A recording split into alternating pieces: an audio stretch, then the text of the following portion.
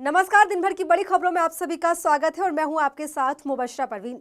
तो बुलेटिन में आज बात होगी संसद में मचे घमासान पर घिरी मोदी सरकार की, हिंदुत्व पर इल्तिजा मुफ्ती के बयान से मचे बवाल की। देखेंगे दिल्ली चुनाव से पहले बीजेपी के खिलाफ आम आदमी पार्टी के बड़े दांव को, पूर्व आईपीएस संजीव भट्ट पर आए फैसले को, और बुलेटिन के आखिर में जानेंगे सीरिया में हुए तख्तापलट का क्या होगा असर। इन सभी मुद्दों पर आज एक एक करके चर्चा करेंगे, लेकिन उससे पहले एक नजर अब तक की हेडलाइंस पर। शंभू बॉर्डर पर बैठे किसानों के मुद्दे पर तुरंत सुनवाई से सुप्रीम कोर्ट का इनकार, कहा अभी बंद रहेगा शंभू बॉर्डर। महाराष्ट्र में सीएम फडणवीस ने हासिल किया विश्वास मत, राहुल नार्वेकर बने महाराष्ट्र विधानसभा के नए अध्यक्ष। इंडिया गठबंधन में टूट की खबरों के बीच केंद्रीय मंत्री किरण रिजिजू का बड़ा बयान, बोले राहुल गांधी से नहीं संभल रहा गठबंधन। पटना एयरपोर्ट पर टला बड़ा हादसा, पक्षी से टकराने के बाद दिल्ली शिलांग फ्लाइट की हुई इमरजेंसी लैंडिंग, बाल बाल बचे यात्री। संभल मस्जिद विवाद के बीच सर्वे की रिपोर्ट में फिर हुई देरी, कोर्ट कमिश्नर ने रिपोर्ट पेश करने को मांगा 15 दिन का समय, अदालत शाम तक करेगी फैसला। और अब खबरें विस्तार से, और बात करते हैं आज की सबसे बड़ी खबर की। लोकसभा में लगातार तीसरे हफ्ते और सोमवार को भी अडानी मुद्दे पर भारी हंगामा हुआ।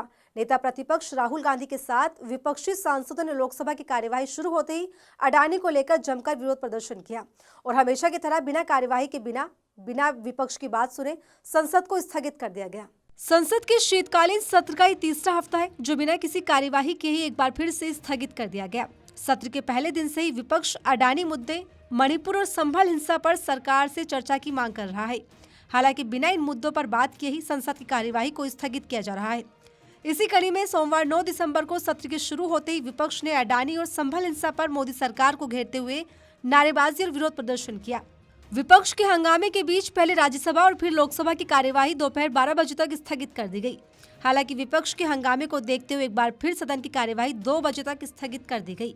ऐसे में सवाल उठ रहे हैं कि आखिर क्यों संसद में कार्यवाही को हंगामे की भेंट बताकर स्थगित किया जा रहा है, जबकि संसद के मायने ही है एक मजबूत संसद, मजबूत लोकतंत्र की आधारशिला कही जाती है। देश की जनता का प्रतिनिधित्व संसद में किया जाता है, उनकी आवाज को लाया जाता है। ऐसे में संसद के सत्र को लगातार 3 हफ्तों से बिना किसी कार्यवाही के स्थगित किए जाना न केवल लोकतंत्र को कमजोर करता है बल्कि विपक्ष की ताकत को भी कमजोर करता है। आपको बता दें, संसद सत्र के पहले दिन से ही लोकसभा में नेता प्रतिपक्ष राहुल गांधी देश के जरूरी मुद्दों पर सरकार से चर्चा की मांग कर रहे हैं। हालांकि उनकी आवाज को दबाया जा रहा है, जबकि विपक्ष की आवाज को प्रमुखता से उठाने के लिए सदन में प्रतिपक्ष के नेता को कानूनी मान्यताएं दी गई और उसके अधिकारों को भी परिभाषित किया गया है।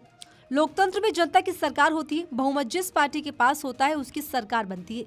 लेकिन जिस पार्टी के नेता को विपक्ष का नेता होने का दर्जा प्राप्त होता है, उनके विचारों को किसी भी बड़े मसले पर निर्णय करने से पहले सुना जाता है और उनसे परामर्श भी किया जाता है। ये लोकतंत्र की खूबी है। जिस प्रकार प्रधानमंत्री सत्ता पक्ष की आवाज होता है, उसी प्रकार नेता प्रतिपक्ष को विपक्ष की आवाज माना जाता है। सदन में उनका सम्मान प्रधानमंत्री की तरह ही होता है। वो किसी भी मसले पर हस्तक्षेप कर सकते हैं। जब वो संसद में खड़े होते हैं तो ये एक मर्यादा है कि पूरा सदन उनके सम्मान में अनुशासित व्यवहार करे। ऐसे में संसद की कार्यवाही स्थगित किए जाने पर विपक्ष की तरफ से तो कई सवाल खड़े ही हो रहे, साथ ही संसद को लेकर भी कई सारे सवाल खड़े हो रहे हैं। पीडीपी नेता इल्तिजा मुफ्ती के हिंदुत्व और हिंदू धर्म पर दिए बयान ने राजनीतिक पारा हाई कर दिया है। दरअसल इल्तिजा मुफ्ती ने हाल ही में बयान दिया था कि हिंदुत्व एक बीमारी है जो हिंदू धर्म को बदनाम कर रही है। मुफ्ती के इस बयान पर बीजेपी के कई नेताओं ने बवाल खड़ा कर दिया है। तो क्या है पूरा मामला, जानने के लिए देखिए रिपोर्ट। पीडीपी प्रमुख महबूबा मुफ्ती की बेटी इल्तिजा मुफ्ती के एक बयान पर सियासी घमासान छिड़ गया है। एक तरफ जहां बीजेपी ने उनके बयान का पुरजोर विरोध किया है, तो वहीं कांग्रेस ने उनकी तारीफ की है। दरअसल पीडीपी नेता ने नाबालिग लड़कों पर जय श्री राम का नारा लगाने के लिए मजबूर करने की तथाकथित वीडियो पर प्रतिक्रिया व्यक्त करते हुए लिखा, हिंदुत्व एक बीमारी है जिसने लाखों भारतीयों को पीड़ित किया और एक भगवान के नाम पर कलंकित भी किया है। भगवान को शर्म से अपना सर झुकाना चाहिए और असहाय होकर देखना चाहिए कि नाबालिग मुस्लिम लड़कों को केवल इसलिए चप्पलों से पीटा जा रहा है क्योंकि उन्होंने उनका नाम लेने से इनकार कर दिया है। पीडीपी नेता की इस पोस्ट पर विवाद खड़ा हो गया। बीजेपी नेताओं ने इस पर तीखी प्रतिक्रिया दी। हालांकि अपने बयान पर अडिग रहते हुए इल्तिजा मुफ्ती ने एक बार फिर दोहराया और बीजेपी नेताओं को दो टूक जवाब देते हुए कहा, देखिए, हिंदुत्व और हिंदुइज्म में बहुत फर्क है। हिंदुत्व वो नफरत वाली फिलॉसफी है जो सरवारकर यहाँ इंडिया में फैलाते थे इन द 40s। वे ही यूज्ड टू से कि हम यहाँ एक हेजेमनी एस्टैब्लिश करेंगे हिंदूज की, और वो फिलॉसफी ये कहती है कि India is only of the Hindus and for the Hindus. तो हिंदुत्व और हिंदुइज्म में बहुत अंतर है। Hinduism, like Islam, is a religion that promotes secularism, that promotes love and compassion. So let's not deliberately distort it. और जो मैंने बोला, मैं डंके की चोट पे कहती हूँ कि आजकल जय श्री राम, जिस आप राम राज्य की बात करते थे, वो राम राज्य का नहीं है। जय Shri Ram is a slogan that's bin associated with lynching.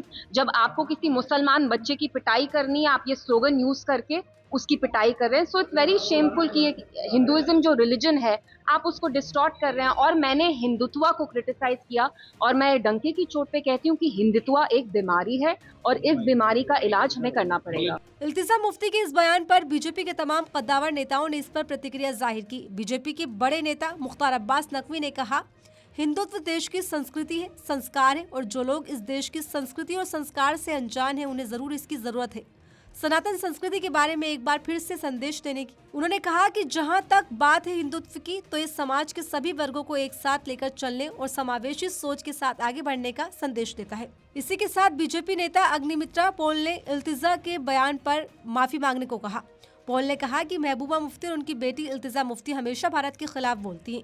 Jammu Kashmir विधानसभा चुनाव में उन्हें जनता ने नकार दिया, वो चुनाव हार गई। वो हमेशा नफरत फैलाने का काम करती हैं। बताते चले, बीते दिनों मध्य प्रदेश के रतलाम में 3 मुस्लिम बच्चों की पिटाई और उनसे धार्मिक नारे लगवाने का एक वीडियो वायरल हुआ था, जिस पर जबरदस्त बवाल मचा हुआ है।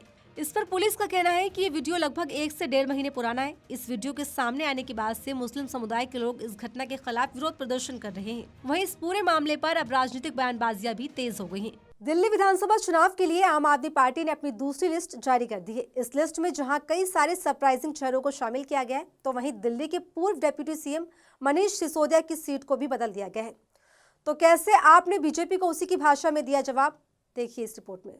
दिल्ली में अगले साल होने वाले विधानसभा चुनाव को लेकर सरगर्मियां तेज हो गई है। सभी राजनीतिक दलों ने कमर कसना शुरू कर दिया है। इसी कड़ी में आम आदमी पार्टी ने सोमवार को चुनाव के लिए अपनी दूसरी लिस्ट भी जारी कर दी है। पार्टी ने दूसरी लिस्ट में 20 उम्मीदवारों के नाम का ऐलान किया है, जिनमें कई नए और चौंकाने वाले चेहरों को मौका दिया गया है। हालांकि इसमें सबसे खास बात यह है कि आम आदमी पार्टी ने पूर्व डिप्टी सीएम मनीष सिसोदिया की सीट बदल दी है। इस बार पार्टी ने उन्हें पटपड़गंज की जगह जंगपुरा से चुनावी मैदान में उतारा है। वहीं पटपड़गंज से आपने अवध ओझा को टिकट दिया है, जिन्होंने हाल ही में आम आदमी पार्टी का दामन थामा है। आम आदमी पार्टी दिल्ली में तीसरी बार सरकार बनाने के लिए पूरी सतर्कता बरत रही है। ऐसे में बीजेपी को उसी की भाषा में जवाब देते हुए अरविंद केजरीवाल ने भी नई रणनीति बनाई है। मनीष सिसोदिया को सीट को बदला है। दरअसल मनीष सिसोदिया पिछले 5 साल के दौरान लंबे समय तक जेल में रहे हैं। उससे पहले भी वो शराब घोटाले और डिप्टी सीएम होने के चलते बहुत ज्यादा समय अपने क्षेत्र के लोगों को नहीं दे पा रहे थे।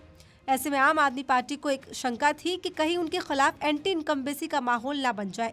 ऐसे में सिसोदिया की सीट को बदल दिया गया है। इसी के साथ पिछले विधानसभा चुनाव में आप और बीजेपी के उम्मीदवारों में हार और जीत का अंतर बेहद कम था। इसकी वजह से भी ये सीट बदली गई है।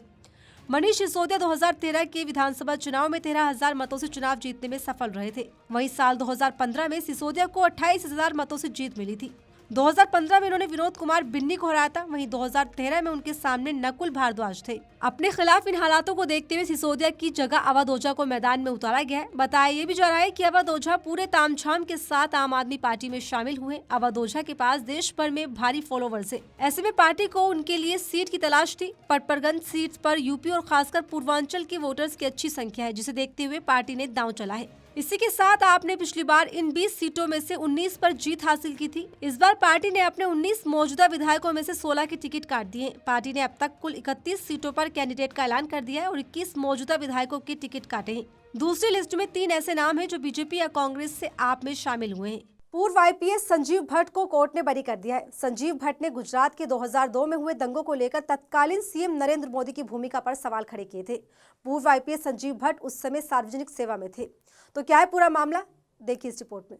गुजरात की एक अदालत ने 1997 की हिरासत में टॉर्चर मामले में पूर्व आईपीएस संजीव भट्ट को बरी कर दिया है।